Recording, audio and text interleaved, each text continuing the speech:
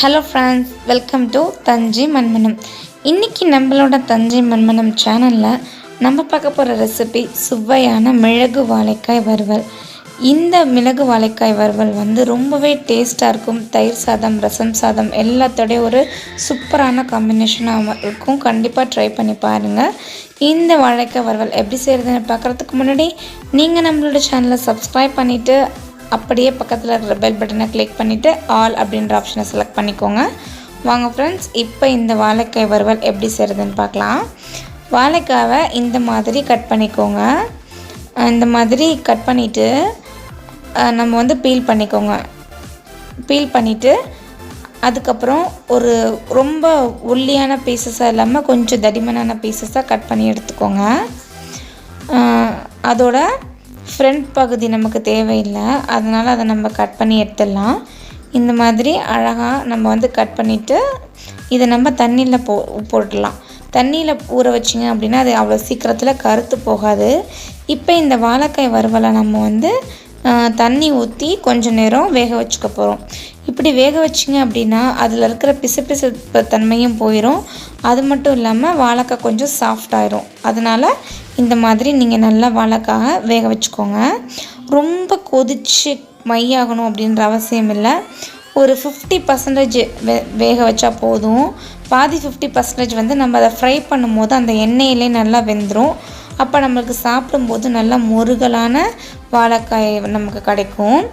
இந்த வாழைக்காய் வறுவல் தயிர் சாதத்துக்கு சாப்பிட்டு பார்த்தீங்க அப்படின்னா ரொம்ப சூப்பராக இருக்கும். சிம்பிளான லஞ்ச் அப்படி இருக்கும்போது நீங்கள் இதை சைட் டிஷ்ஷாக வச்சுக்கலாம். இது பருப்பு சாதத்தோட எல்லாத்துக்கும் சூப்பரான காம்பினேஷனாக இருக்கும். கண்டிப்பாக ட்ரை பண்ணி பாருங்கள். இந்த மாதிரி வாழைக்காய் ஓரளவு கொதித்ததும் நம்ம வாழைக்காய் எடுத்து வெளியில் வச்சிடலாம். ரொம்ப கொதிக்க வேண்டிய அவசியம் இல்லை. இந்த அளவுக்கு கொதித்ததும் நம்ம ஸ்டவ்வை ஆஃப் பண்ணிவிட்டு எல்லா வாழைக்காவையும் எடுத்து வெளியில் வச்சிடலாம். இப்போ நம்ம வாழைக்காய் வறுவலுக்கு தேவையான மசாலா வாழைக்காய் மேலே புரட்டிடலாம். இதுக்கு ரொம்ப அதிகமான இன்க்ரீடியன்ட்ஸ் தேவையில்லை. சிம்பிளாக சட்டுன்னு பண்ணிடலாம். ஒரு 20 மினிட்ஸில் நீங்கள் இந்த 20 மினிட்ஸு ஜாஸ்தி, அதுக்குள்ளே இந்த வாழைக்காய் வறுவல் நம்ம செஞ்சு முடிச்சிடலாம். இப்போ இதுக்கு தேவையான மசாலாஸ் எல்லாமே இதில் நம்ம மேலே தூவிட்டு நம்ம புரட்டிக்கலாம். ஃபஸ்ட் நான் இதுக்கு தேவையான அளவு மிளகாத்தூள் ஆட் பண்ணிக்கிறேன். உங்களுக்கு காரத்துக்கு ஏற்ப நீங்கள் மிளகாய்த்தூள் ஆட் பண்ணிக்கோங்க. தேவையான அளவு உப்பு ஆட் பண்ணிக்கோங்க.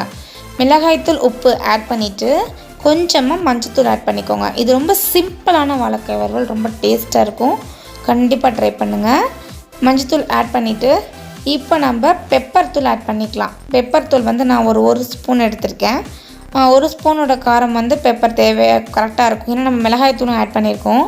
இந்த மாதிரி எல்லா மசாலாஸும் ஆட் பண்ணிவிட்டு தண்ணி விடாமல் அந்த மசாலாஸ் எல்லாத்தோட இந்த வாழைக்காய் மிக்ஸ் ஆகிற அளவுக்கு நல்லா இந்த மாதிரி அந்த மசாலாவை அதில் ஃபுல்லாக மிக்ஸ் பண்ணி விட்டுருங்க.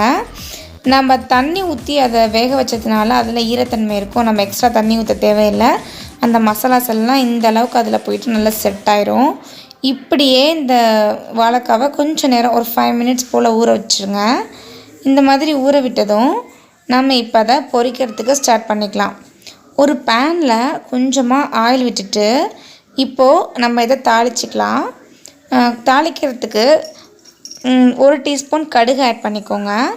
கடுகு இந்த மாதிரி நல்லா பொரிஞ்சு வந்ததும் உளுத்தம்பருப்பு ஆட் பண்ணிக்கோங்க. கடுகு, உளுத்தம்பருப்பு, அதுக்கப்புறம் கொஞ்சமாக ஜீரகம். வாழைக்காய் அவ்வளோ சீக்கிரம் சில பேருக்கு ஜீரணம் ஆகாது, அதனால் நம்ம கொஞ்சமாக ஜீரகம் ஆட் பண்ணிக்கலாம். ஜீரகம் ஆட் பண்ணிவிட்டு ஒரு கொத்து கருவேப்பிலை ஆட் பண்ணிக்கலாம். இதெல்லாம் ஆட் பண்ணிவிட்டு இப்போ நம்ம மசாலா போட்டு புரட்டி 5 நிமிஷம் ஊற வச்சுருக்கோம் இல்லையா, அந்த வாழைக்காவை இதில் நம்ம ஆட் பண்ணிக்கலாம். கொஞ்சம் ஒன்றா ஆட் பண்ணி நீங்கள் ஃப்ரை பண்ணுறதுனாலும் பண்ணிக்கலாம். இல்லை நம்ம எடுத்து மசாலா புரட்டி வச்சுருக்க எல்லா வாழைக்காவையும் இதில் போட்டுட்டு அப்படியே ஃப்ரை பண்ணிக்கோங்க. நீங்கள் டீப் ஃப்ரையும் பண்ணிக்கலாம், ஷாலோ ஃப்ரையும் பண்ணிக்கலாம். நான் ஷாலோ ஃப்ரை தான் பண்ணி காட்டுறேன். நம்ம கடுகு, உளுத்தம்பருப்பு எல்லாமே போட்டு தாளிச்சதுனால இதுக்கு ஷாலோ ஃப்ரை தான் கரெக்டாக இருக்கும். நீங்கள் டீப் ஃப்ரை பண்ணணும் அப்படின்னு நினச்சிங்கன்னா தாளிப்பு எதுவுமே ஆட் பண்ணாமல் எண்ணெய் நிறையா வச்சுட்டு அதில் நீங்கள் வாழைக்காவை போட்டு பொரித்து எடுத்துக்கோங்க. இந்த அளவுக்கு வாழைக்காய் ஃப்ரை பண்ணிக்கோங்க. எல்லா வாழைக்காவையும் ஒன்றா ஆட் பண்ணி நான் ஃப்ரை பண்ணிக்கிறேன். நீங்கள் பொரிக்கிறதா இருந்தால் கொஞ்சம் கொஞ்சமாக கம்மியாக ஒரு 3-4 அந்த மாதிரி பொரித்து எடுத்துக்கோங்க. அப்போ நல்லா மொறுமொறுப்பாக வரும். இதுலேயும் நல்லா கிறிஸ்பினஸ்ஸாக நம்மளால் வறுக்க முடியும். இந்த மாதிரி எல்லா வாழைக்காவையும் போட்டுட்டு க்ளோஸ் பண்ணிவிட்டு இடையில ஒரு வாட்டி ஓப்பன் பண்ணி பாருங்கள். ஓப்பன் பண்ணிவிட்டு அந்த வாழைக்காய் உடஞ்சிராதபடிக்கு நல்லா மிக்ஸ் பண்ணி விட்டுருங்க.